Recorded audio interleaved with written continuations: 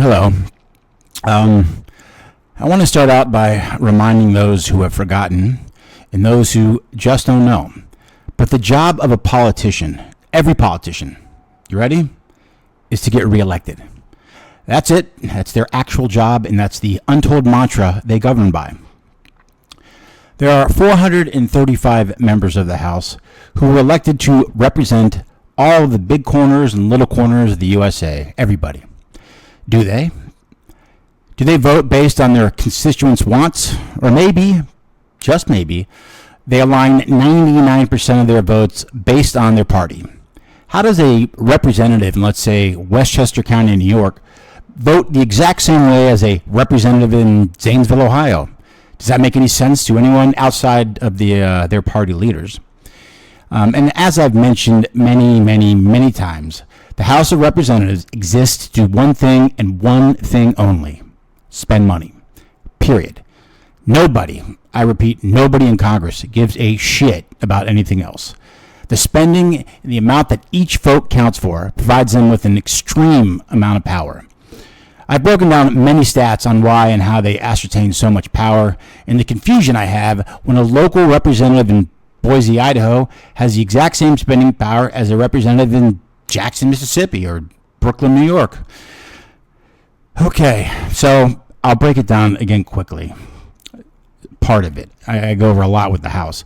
Based on last year's spending, each vote by each member of 435 members equals $14,712,643,678. It's a fucking joke. What job on planet Earth can you literally run for an office to represent your county or two, and in your 2-year term, yes, you have the ability to sign off on $29,425,287,356? Talk about only in America. You think these assholes are going to vote for a spending cap or debt repayment? They can't. You have 435 basically Bidens who will never give up their chair. Never.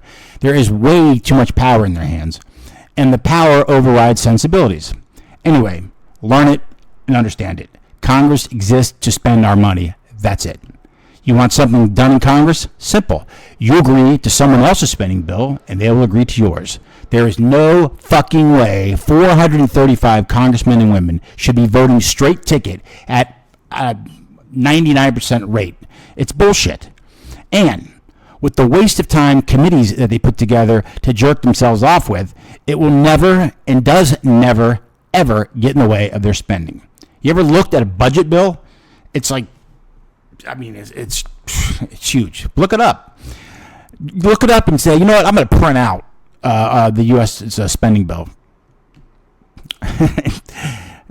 Anyways, now, if there was a race between our House of Representatives getting our debt to zero and tried to do something profound like decrease spending, then they might actually accomplish something. So, the next time you're in a group setting and someone asks out loud, hey, what does the House of Representatives do? Simply respond, spend money. You'll look like a fucking genius. Another quick reminder off the top of my head. Last year, the U.S. government took in $4.6 trillion and had to borrow, yes, borrow, another $1.8 trillion to make its payables. I continually warn people that at this rate, we won't be long until the U.S. dollar is removed as the world's currency. And then all of that bravado and horse shit that Congress have pushed through for their own agendas will be the demise of this country. We're $35 trillion on our debt. $35 trillion. If we really want to help this country, they'll pass a law on mandatory debt decrease with zero loopholes. I used to follow politics day and night for quite a few years, but I'd say roughly 5 or 6 years ago, I got into a heated debate with my sisters, and when I left the restaurant, I decided I would not follow politics anymore, and I hadn't. It was just, I don't know why, but why I got so into it. Anyway, over the years, when I'm doing research for my book, for myself, I realize the presidency certainly has power, but our Congress continually fucks us, regardless who's president. Again, if you've watched any of my previous videos, I go into great detail about Congress and how they operate. Well, under Biden, he has done something that I can't stay silent on: immigration. I have looked and looked and looked, and I cannot find one logical reason why he's allowed this amount of illegal immigrants to cross the border. Why? Since Biden took office roughly 3.5 years ago, there have been 8 million illegal immigrants enter the U.S. And of those 8 million, 1.7 million are considered gotaways, meaning living in the U.S. Without being vetted, documented, who knows where they are. I'll go over the obvious and some of the ancillary issues, but just to put this in context, currently smugglers of immigrants are being paid $30 million a week. That's how easy it is to get to our borders. $30 million a week. How about this? It's been estimated that 50,000 pounds of fentanyl have been brought in by illegal immigrants. Are you shitting me? 50,000 pounds? 8 million, Joe. 8 million. Can you imagine another 4.5 years of his presidency at this pace? I mean, I really am like running out.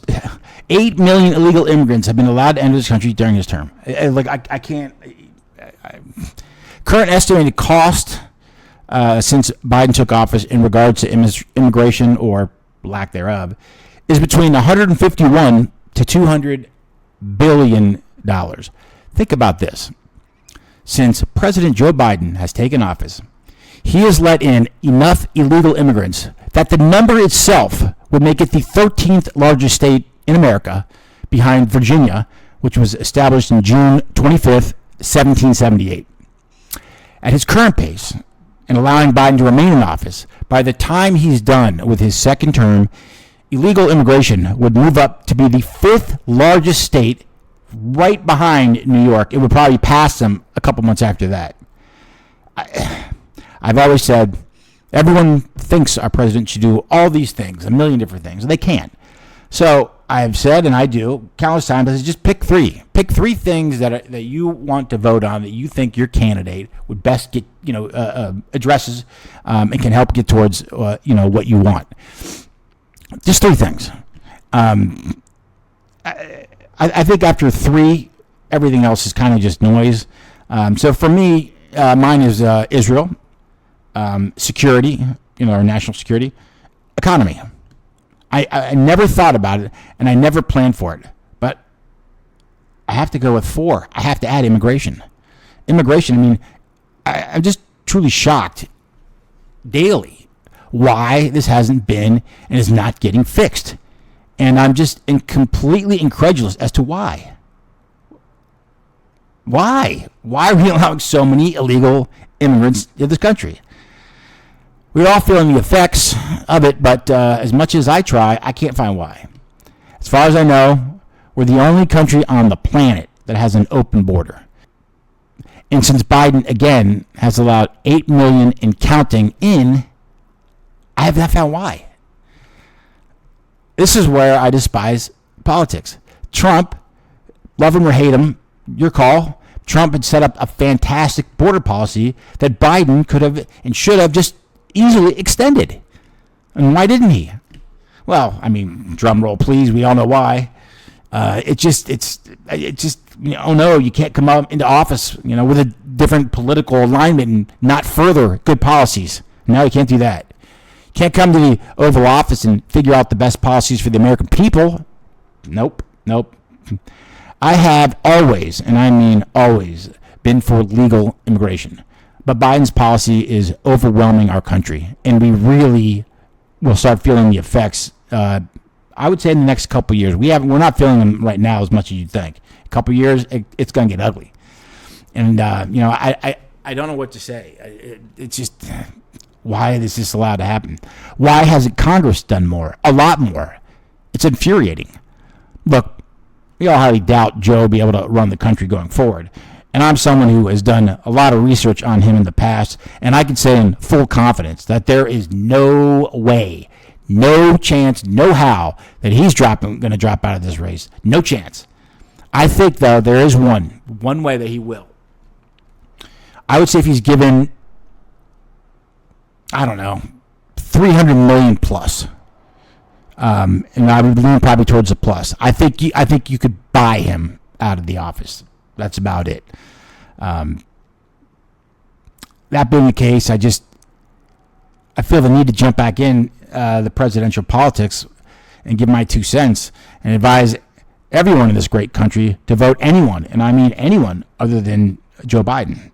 I really don't, that's all I'm going to really say, because I don't even want to talk about that. I refused to talk about politics anymore, but immigration is just... Ugh.